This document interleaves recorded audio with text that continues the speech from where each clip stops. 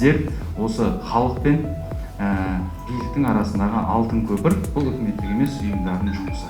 Шешілмей жүрген мәселелер болатын болса, және тағы да басқа бір жобалар болатын болса, айтсаңыздар, біз соның барлығын зерделеп, ары қарата бірге жұмыс атқарсақ деп ойлаймын.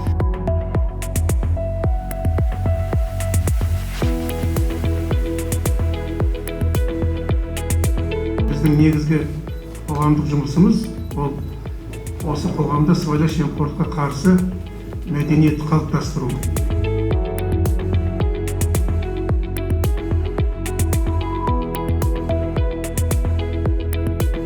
Мүмкіншілігінше қарап, екі жақта жасап қолдай келесі аптада бізбен кездесеміз.